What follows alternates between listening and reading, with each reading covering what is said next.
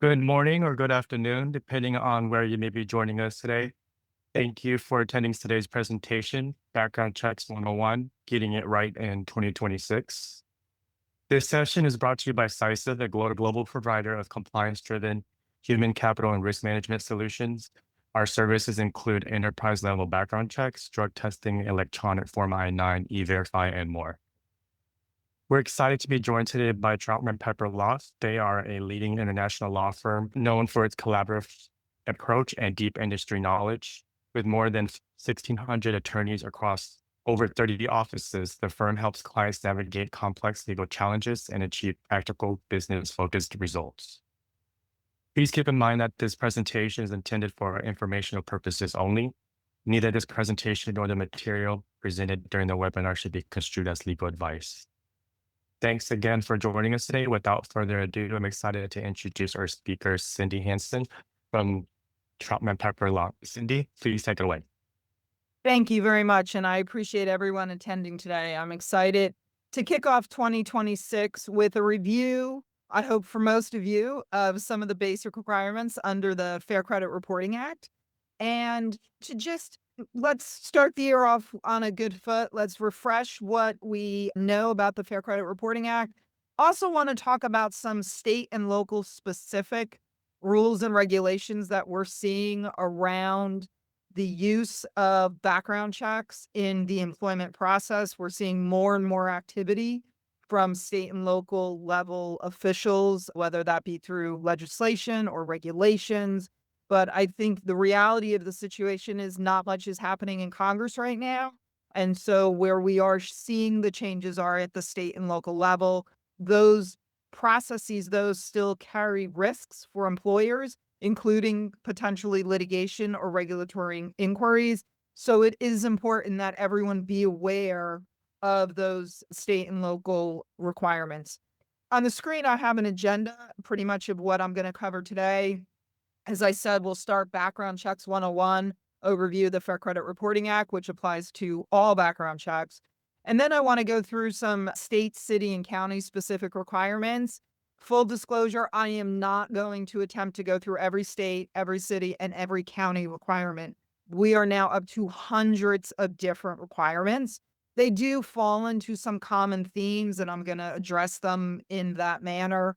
Pre and final adverse action requirements, the use of credit reports, which is getting attention once again, and then criminal history restrictions, what can be reported out to you by CISA as a CRA, and then just a couple last minute tips on best practices.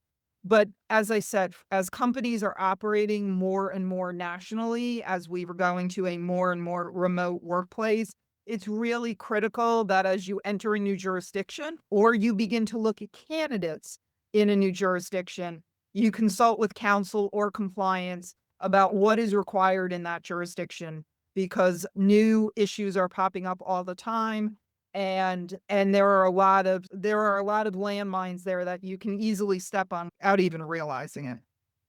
So with that, let's start with Background Checks 101 and with the sort of overarching statute that governs all background checks. It is the Fair Credit Reporting Act. And despite its name, credit, it applies to all aspects of a criminal background check and all aspects of a social media check and an employment check and an education check. Whatever you are looking at, whatever historical records or current records you are looking about at a candidate, they're all governed by the Fair Credit Reporting Act. So even if you do something more limited, maybe you only do education or employment or social media, which is becoming more and more common, please abide by the Fair Credit Reporting Act. The reason the Fair Credit Reporting Act has gotten, I think, so much attention is that it does have a relatively unique damages provision. So under the Fair Credit Reporting Act, you can be either negligently non-compliant or willfully non-compliant. If you're negligently non-compliant and you're ultimately found to be in violation, the plaintiff can receive their actual damages. If you are found to be willfully non-compliant, the plaintiff can receive either actual damages or statutory damages in an amount of between $100 to $1,000 per violation. and uncapped punitive damages. In either situation, the plaintiff would be able to recover attorney's fees. Where a lot of the action in the Fair Credit Reporting Act occurs, at least in with the most exposure, is in class actions. Class actions are permitted under the Fair Credit Reporting Act, and where we see the most exposure is from those statutory damages.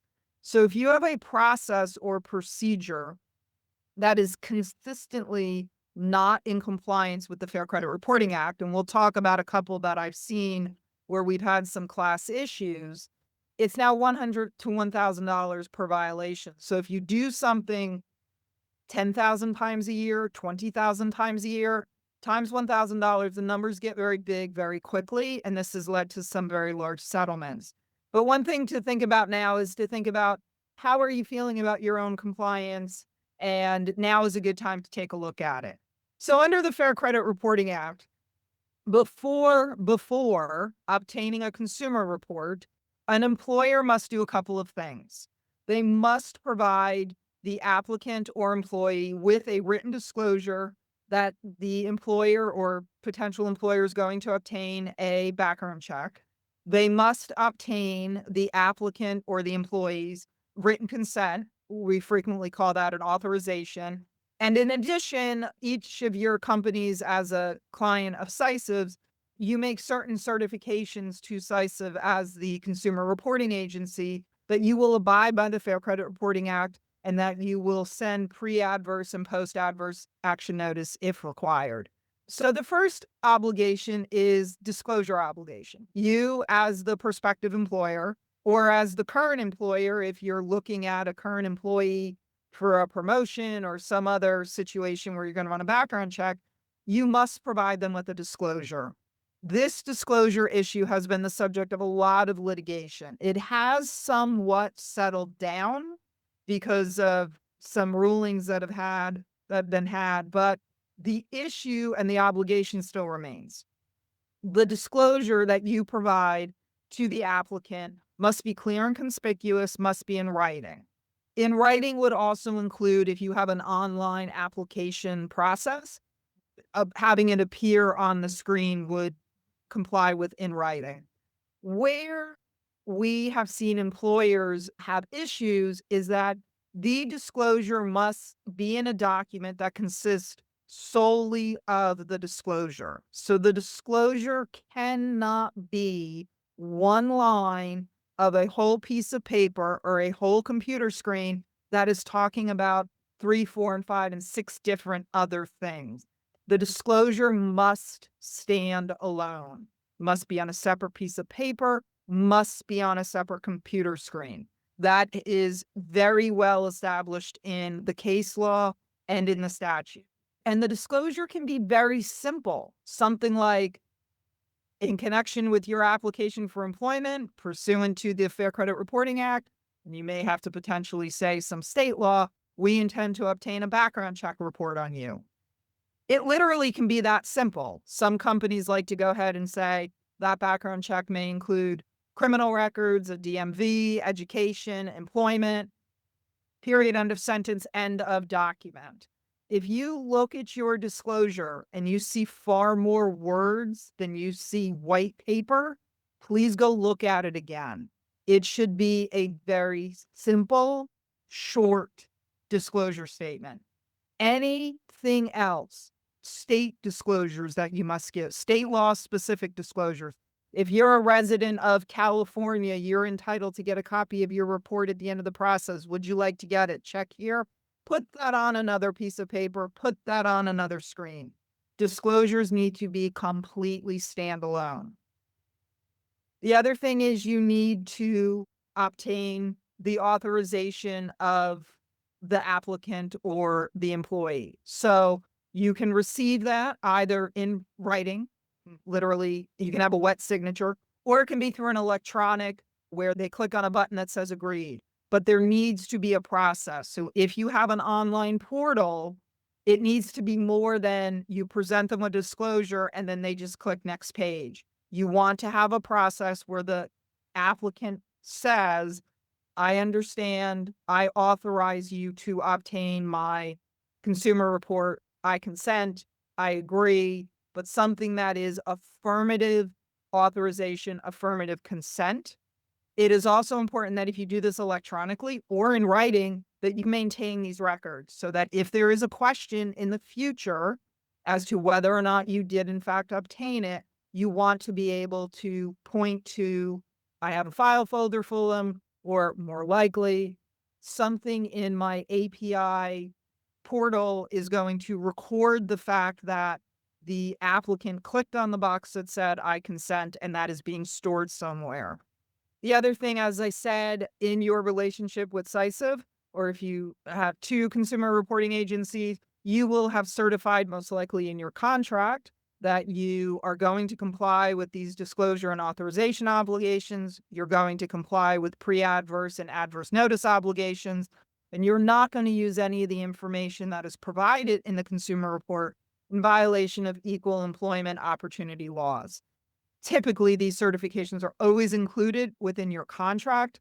More and more, they are included in a portal if that is how you obtain background screening, background reports from CISIV, or it might be part of your API or XML call. But these certifications are typically embedded because they are a requirement for you to give and for the CRA to receive. Okay, so you've given a really clean authorization, you've given a really clear disclosure, you've obtained authorization, you put the order in for the report, and CISIV sends you the report back. You now open it and look at it, and you say, aha, there's something here that maybe is going to impact my decision and maybe going to lead to an adverse decision. In FCRA words, that's adverse action. Think adverse action very broadly. Obviously, it's a denial of an employment, but it is any other decision that negatively affects a current or prospective employee. So if you run background checks when an employee, maybe they're up for a promotion, maybe they've asked for a transfer, maybe they are going to have access to more sensitive information within your company and now need a higher clearance level. Maybe they're going to start to drive a company car and they've never previously driven a company car, and now you're going to run a DMV on them. Any of those decisions where a background check is potentially going to have an adverse impact on your decision, these following rules apply. So obviously, if you get the report and you're like, great, nothing here, I'm going to move on and give the job, I'm going to give the candidate an offer, or I'm going to let that employee, I'm going to give them their promotion, or I'm going to give them the keys to the company car, you don't need to do anything further. But if that report is potentially going to impact your decision in a negative way, then what you have to do is comply with the pre-adverse action disclosure obligation. And the language here is very important. You send pre-adverse action notice before a decision is made. You've not made a decision. You are contemplating what you are going to do. And at the same time, you are giving the applicant or employee a copy of the full report that is potentially impacting your decision. So whatever you get from your consumer reporting agency, you want to send to the consumer, and you need to send the consumer a copy of the summary of rights under the Fair Credit Reporting Act. Those are available at the FTC or the CFPB's website, and I'm sure easily supplied by CISIV as well. But you need to provide all of that to the consumer. Typically, it goes with a letter saying something to the effect of, we are reviewing your application for employment or whatever the position may be. We've obtained this report. It may affect our decision. Please review it. Frequently, employers will, in that letter, also say, if there's an issue, please dispute quickly. But you don't have to say anything else. As an employer, you need to wait a period of time between sending the pre-adverse action and making a final decision. I recommend no fewer than 5 days. You'll see as we get later into some county and state issues, states and counties are now beginning to impose longer time periods. But at a minimum, 5 business days. If you drop the pre-adverse action notice in the snail mail, 5 days is not a lot of time. So be conscious of the fact that there is a waiting period there. The obvious point of the waiting period is to give the applicant the opportunity to review the report and have the ability to say, aha, there's a mistake. I want to dispute. Or, oh, I see you pick something up. Let me explain to you the circumstances of what's been, perhaps I can convince you to overlook it. So that is what this waiting period is for. Again, if you learn that the applicant has filed a dispute with CISIM, and I know that CISIM would immediately advise an employer if that is happening, best practice, if you can, is to hold the job open. Let the dispute process play out. See if there's going to be a change to the report so that you're making a decision based upon the most accurate, most up to date. If there was an issue with the report, that you have all of the information in front of you. But regardless of whether or not there's a dispute or the applicant comes to you with some further information about their criminal or employment or education, whatever may be the issue, if you ultimately decide to take adverse action, if you ultimately decide, not going to offer this person the job, not going to give them the promotion, not going to give them the keys to the company car, you now have to send that applicant a second notice, if you will. This is called adverse action notice. With this, you must again include a summary of rights. So you're giving them the same document that you probably gave them 10 or 14 days before, but you need to give it to them again. The letter, that your adverse action letter, now needs to contain some very statutorily imposed requirements. It must provide the name, address, and telephone number of the consumer reporting agency who provided the report. So make sure you have name, address, telephone number. Make sure you are to the extent, if you use more than one consumer reporting agency, make sure you're using or providing the correct name and address. If your decision is as the result of a credit score, which is highly unlikely in an employment context, but should it have been impacted by a credit score, you need to specifically say that.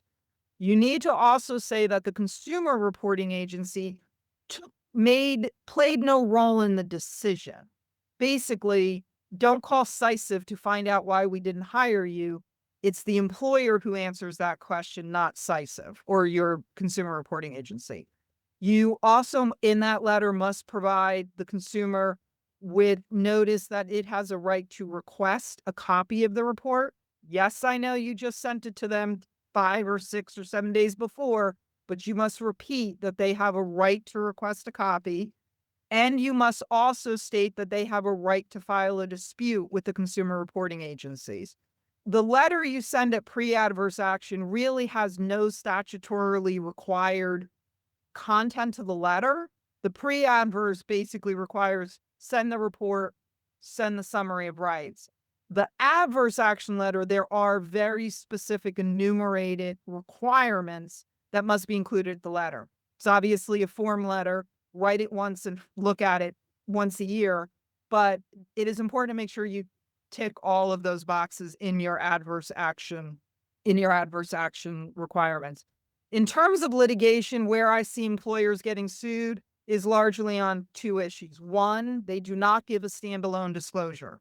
It sounds like a ticky-tacky issue. It is a ticky-tacky issue, but think about if you run 10,000 reports a year and your disclosure is non-compliant, you'll face a lawsuit that it's a class action, it's 10,000 people, there's a 2-year statute of limitations, so now it's 20,000 people times $1,000 apiece, plus punitive damages, plus plaintiff's attorney's fees. So it's a ticky-tacky issue that can cost a lot of money. The other place that I see employers fall down is in the pre-adverse action. They either completely fail to send pre-adverse action. That's rare. What I more see is they don't include a copy of the report, or they don't include a full copy of the report. They don't include the summary of rights. Again, very ticky-tacky issue. but it is statutorily required. The other thing that I have seen is companies have a very good process for sending pre-adverse action, but a recruiter or someone else at the employer decides, you know what, I'm going to be the nice person and I'm going to call this applicant so that I can explain to them, hey, we're denying your application. And they all of a sudden in this conversation start talking about, we have denied your employment, but pre-adverse action hasn't even been sent yet. So be very careful and very good about the training you give your recruiters as to what they can and cannot say on a phone to an applicant when it appears that a criminal record or any kind of background check is going to play a role in the decision. It is best that the recruiters say, you're going to receive an email or a letter that includes the background check report and more information. And please review that in detail and then call me. But it's very important that the language that your recruiter is using at that time is, again, we're at pre-adverse action, is we haven't made a decision yet. We haven't denied your employment. We are going through the process. You should review your background check and you should contact me with any issues or contact the consumer reporting agency with any issues. The language here matters. And I see a lot of cases where I have a disconnect between a very well-developed pre-adverse action notice process that's very good and compliant, but I have recruiters or others within the company talking to applicants and making statements that are very definitive about, we've denied your job. But the fact is, the company under its policies isn't at that part of the process. So training is very important at this point. One thing I will say about reporting criminal information, and again, we'll see some variations of this when we get to the county and local requirements. Under the Fair Credit Reporting Act, criminal conviction information is reported indefinitely. Could have been convicted 25 years ago of a misdemeanor. Under the Fair Credit Reporting Act, that information is reportable. Again, you as an employer may decide, I don't want to see it going back that far for EEOC reasons. There's a lot of reasons perhaps to restrict what your agency sends to you. And in addition, there are state laws that sit on top of the Fair Credit Reporting Act that do limit conviction information in certain states. But most people don't, or most people, a lot of people don't realize that generally speaking, unless you're subject to a state restriction, criminal conviction information is reportable indefinitely. Criminal information that is and all criminal information is adverse if it's not conviction related. So it's an arrest, it's a dismissed record, it's a record for which you were found not guilty, some other type of record like that. That is reportable, again, under the Fair Credit Reporting Act for 7 years. That 7 years is counted from the initial event. So there can be some trickiness sometimes on exactly when that 7 years runs. But understand that, again, depending on what your specific requirements are to your agency, you may receive non-conviction information that can go back potentially up to 7 years. Again, it is good to have policies and procedures to know exactly what information you are going to consider in your background screening process. Okay, so now I want to pivot and go into some state and county and specific requirements. And as I said at the start, and now that there's a poll question up and would be interested in what people view as their most challenging compliance situation. So in terms of the state, county, and city specific requirements, as I said at the beginning, not a comprehensive review of everything out there. It is virtually impossible in any 1 hour to go through all of that. Suffice to say, generally speaking, blue states have more requirements than red states. That's not always the case, and we'll see a couple exceptions. But your normal, typical California, New York, Illinois, Oregon, they're the leaders in this space in terms of putting in additional requirements when it comes to the background check process. So when you're operating definitely in one of what I would call those states, you absolutely need to make sure you understand what those states' requirements are. And within those states, you have jurisdictions, counties, or cities that are also very active. So Los Angeles, San Francisco, Seattle, Chicago, New York, very active in these areas, constantly looking at regulations, new rules, new requirements, new notices that employers must comply with. So very important that you look at those issues or in those jurisdictions.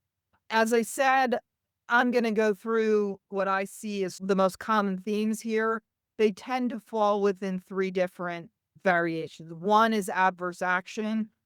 States are imposing more rules, more regulations, more requirements on the employer in both that pre-adverse and adverse action scenarios to give more notice, more rights to consumers, more specificity to applicants if the background check may affect their employment. Second is the use of credit in employment decisions. This has been a hot button issue for a while. Frankly, I thought it had died down, but now New York, as we'll get to in a moment, has just recently passed something. So it is not at all a dead issue.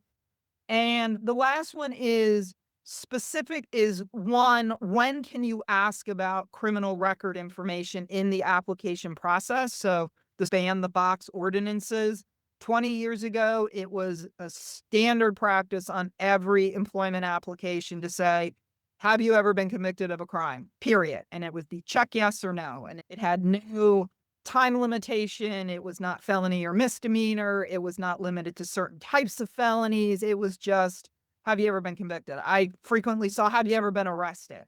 Those sort of very blunderbuss, check the boxes on applications, I would say by and large, they've gone away. And and the point at which you can ask an applicant about their criminal background check has definitely been pushed much further or much later in the recruitment process. The other thing that we've seen is a lot of legislation around marijuana. Obviously, there's been a growing movement to the legalization or at least the non-criminalization of marijuana. That has led to a lot of states imposing bans on employers from using marijuana convictions in their process, and also led to a lot of states expunging or sealing marijuana convictions. So you may once have seen them in your background checks and now you no longer do. So let's start with California. California is typically and has been for a very long time on the forefront of employment issues. They started this trend, and you'll see this that other states have picked up. So typically in a pre-adverse action notice, the one that's required under the Fair Credit Reporting Act, you just have to say, hi, here's a report that may affect my decision, and you send them the report. Whereas in California, you now must disclose with specificity the disqualifying conviction or convictions that are the basis for this preliminary decision. So you have to now specify which, let's say you have somebody who has multiple records, which record is it or records is it that is causing you to potentially make an adverse action. So it requires more information going to the applicant. It also makes your pre-adverse action notice process more complicated because you have to give that level of specificity. California also requires at least 5 business days from the date the applicant receives the pre-adverse action notice. So one, it's better to send by email because then we know what day someone receives something. But if you are in snail mail, you probably should be looking at at least a 10-day business window buffer because you don't really know what day how fast the mail is going to get there.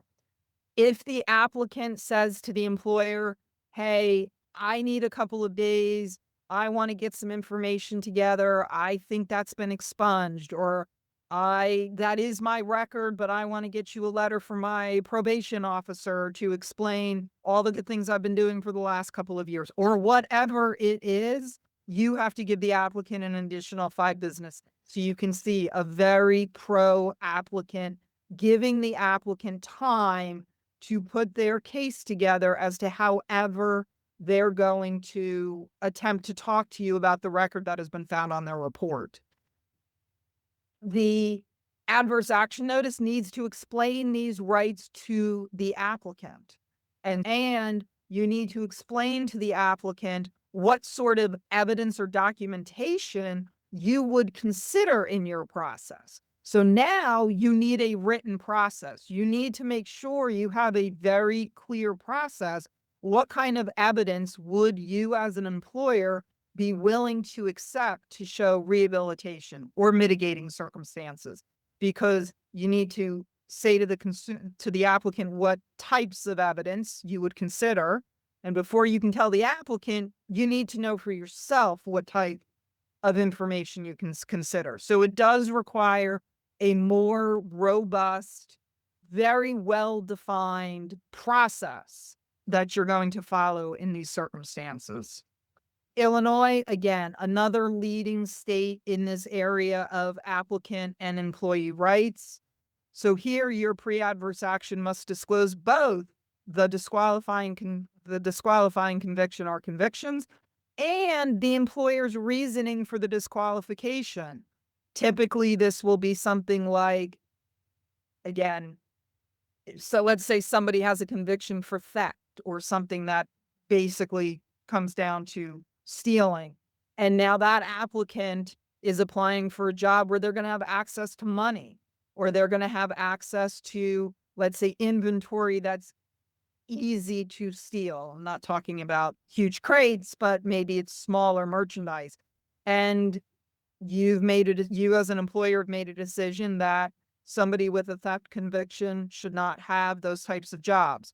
Now, in this pre-adverse action notice, you're going to need to explain your reasoning. And again, what this is going to require, most likely, you're not going to free form write each one of these in each case, nor would I recommend that.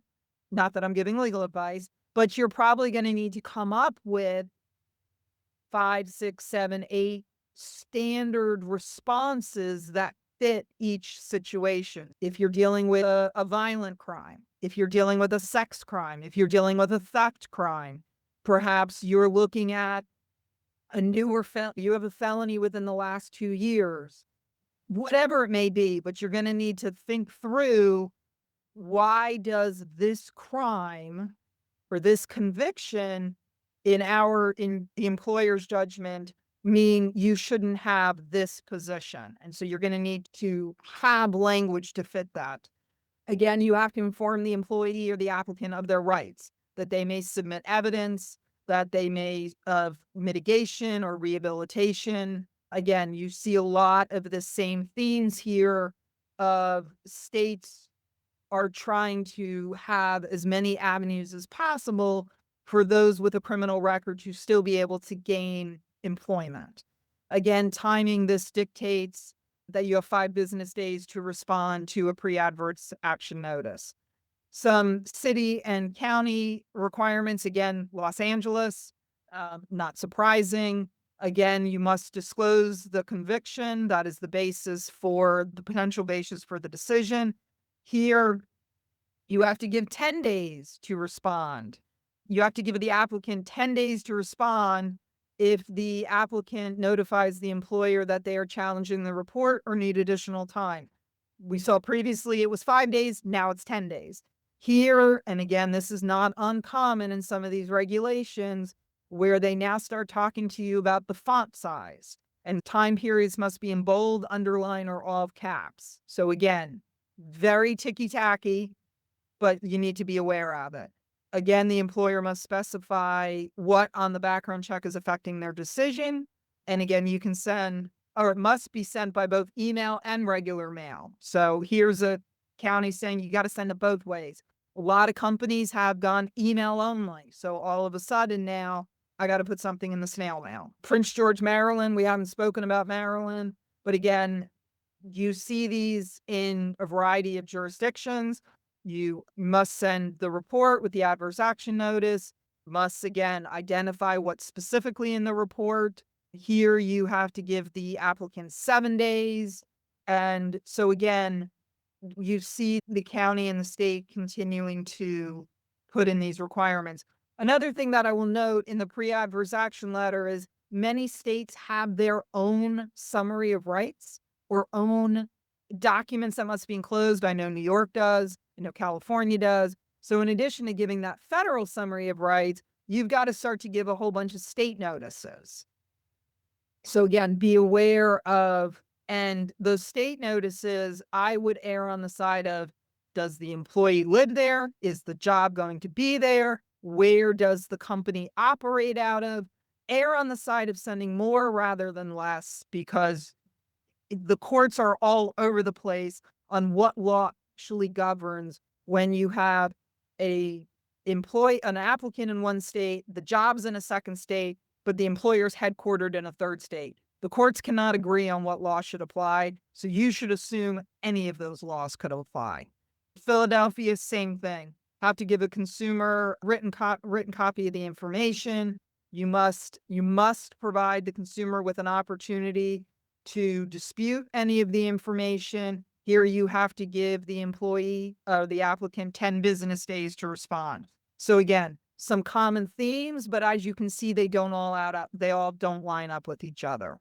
When it comes to final adverse action requirements, so this now is you've gone through the whole pre-adverse, you've given the applicant everything they're entitled to, you've perhaps had a dialogue with the applicant about they want to come to you with, here's how I've rehabilitated myself.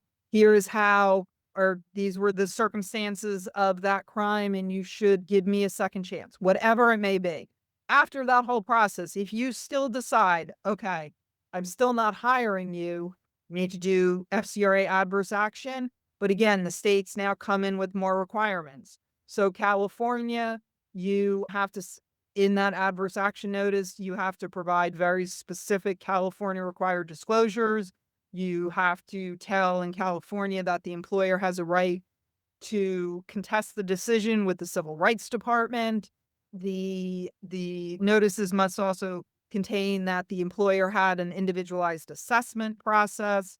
In Illinois, again, you have to repeat what conviction was actually the disqualifying conviction. And again, you have to repeat why the employer believed that conviction was disqualifying.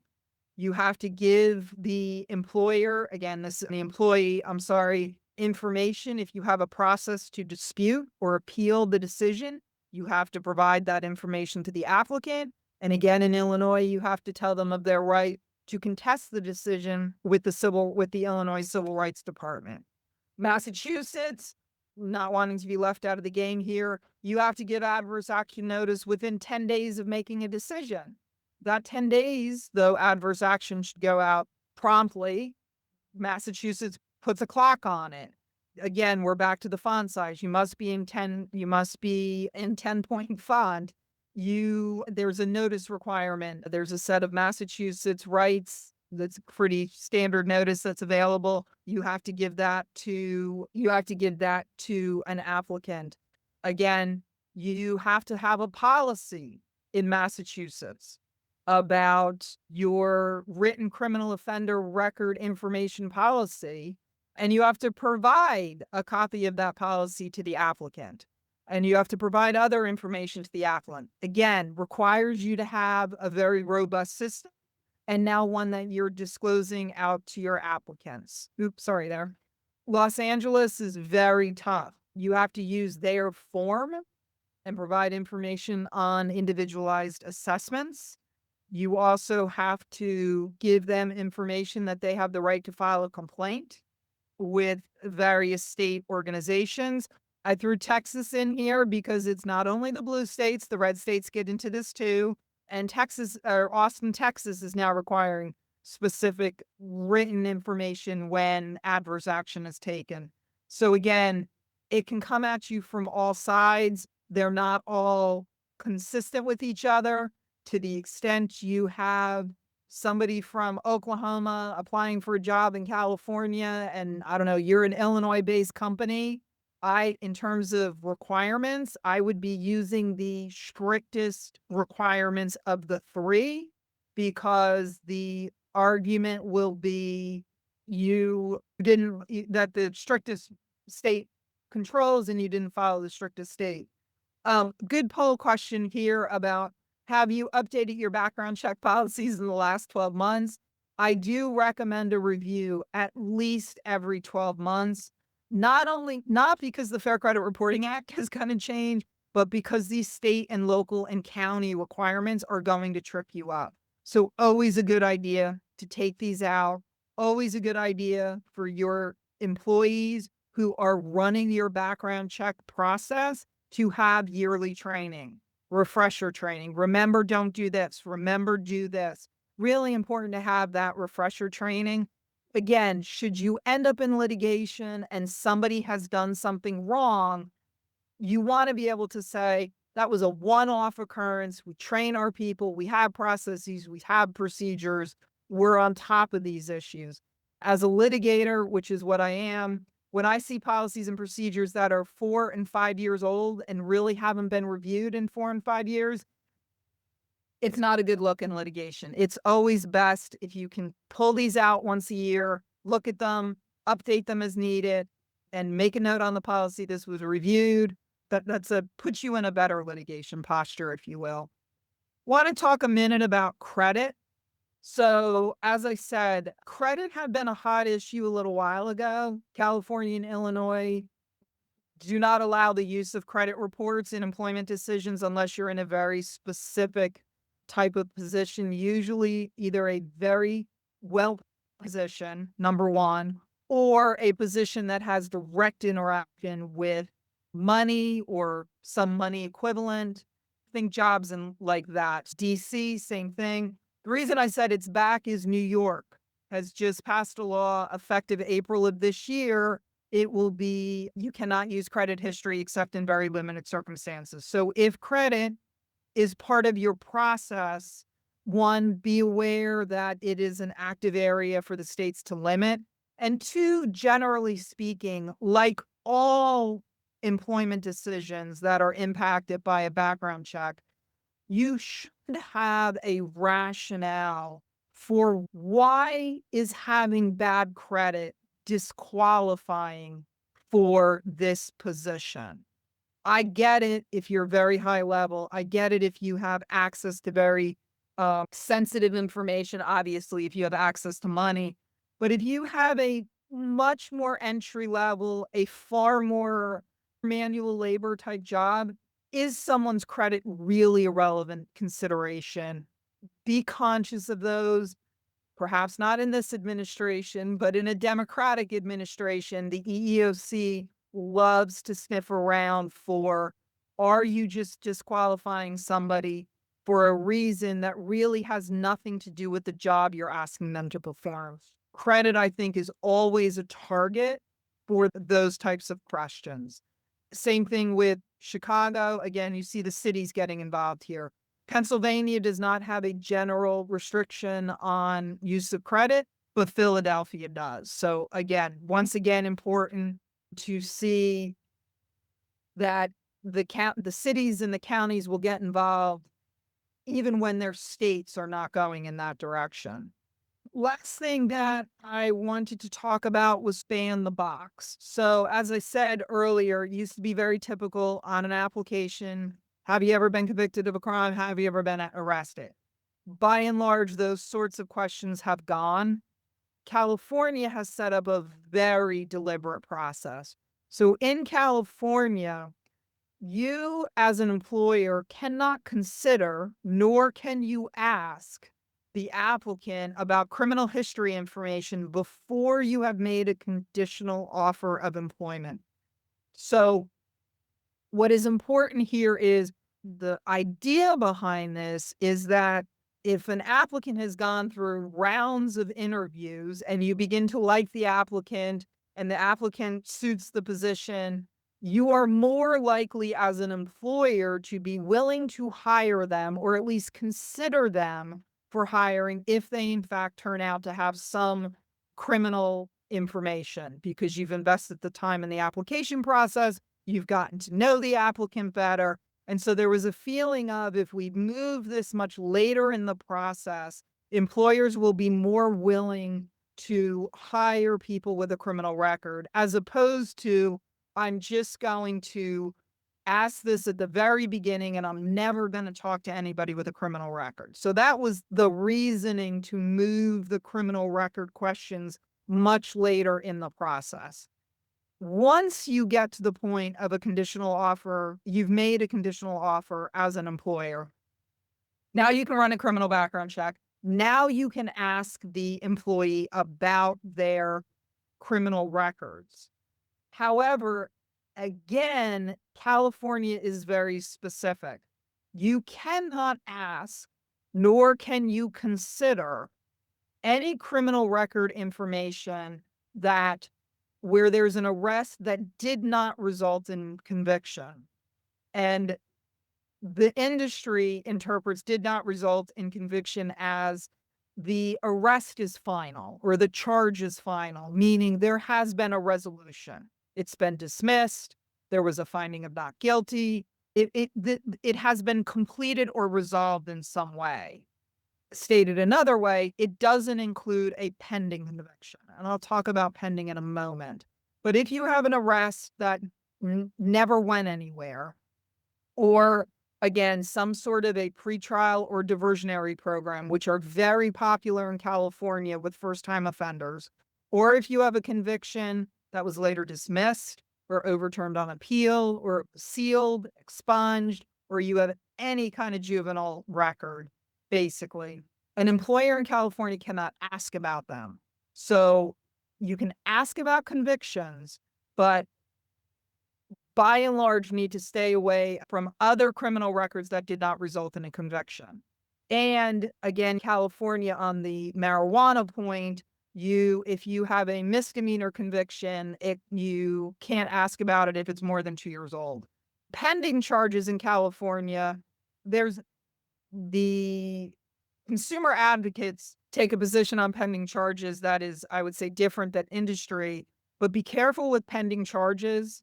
There is definitely legislation in California that says a pending charge should not be the reason you deny someone a job, though you can ask about the pending charge and you may learn more about the pending charge and what you learn about that pending charge or the circumstances surrounding that pending charge. That may be the basis, but pending charges can be very tricky in California. And so you should absolutely seek legal advice and have a very good policy around what you're going to do if you learn that an applicant has a pending charge. Again, Illinois, ban the box, very typical.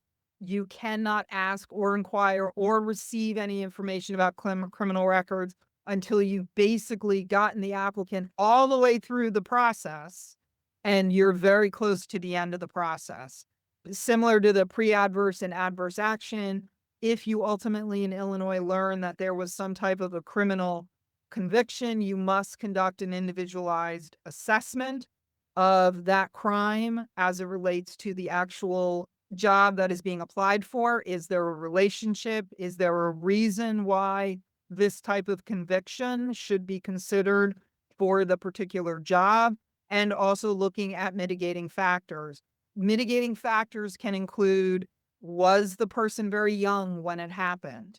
Has it been a significant amount of time between the conviction and now, and the applicant has not basically reoffended? So there is again, this is more EEOC law, but looking at if there was a one-time conviction and now the applicant had no contact with the criminal system for the last 5 or 10 years, that should very much play a role in the employer's decision as to whether or not to accept that person for for the job. With respect to marijuana, again, that for Virginia, for example, a state we haven't spoken about, but not allowing employers to ask about a simple marijuana possession during the hiring process.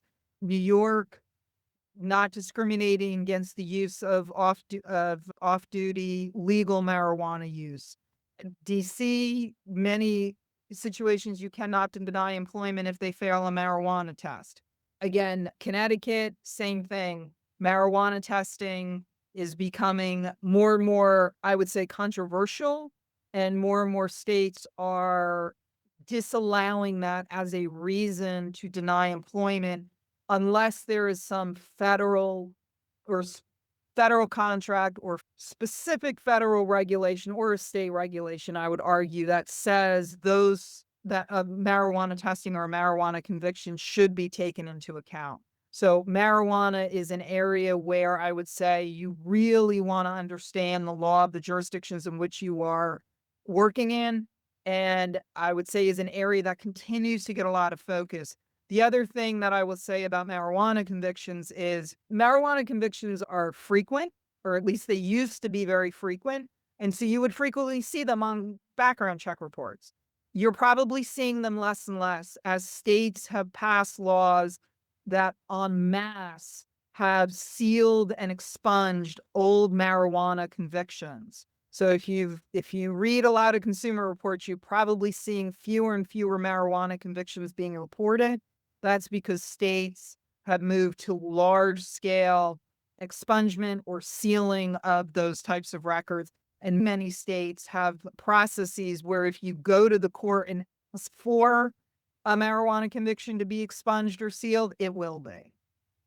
So, a couple of best practices. One, get consent before you start this process. Give a disclosure that is standalone. Get the applicant's authorization. Very important.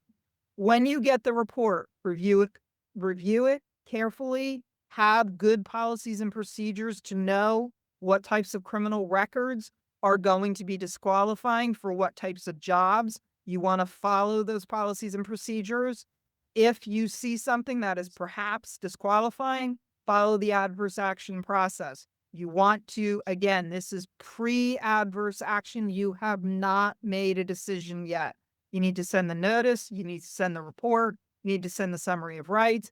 You need to comply with all those local and county and state requirements. So you may have to give specific time. It might be in a certain font. You may have to give further explanation. But you want to cover all of those bases. And then you want to wait the appropriate amount of time. You want to hear out the applicant if they come to you with some mitigating circumstances. You have to have a process to listen.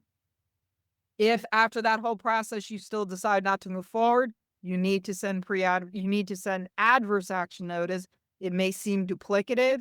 You may end up sending the same forms that you sent 10 days before. Doesn't matter. Send them again. You want to have a good, clean process. Last, keep up with state and local laws. They are changing all the time. And with that, I really appreciate very much CISIV sponsoring this. I hope that everyone has found it helpful.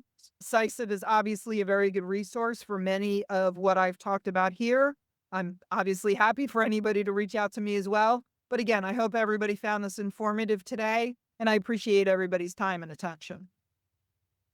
All right. Thank you for joining us today, Cindy. I'd like to thank you for being with us and providing us with such an informative and timely presentation. To learn more about our employment screening solutions, you can scan the QR code on the screen right now to get a free, no strings attached background check program assessment. Thanks again for joining us and have a great rest of your day, everyone.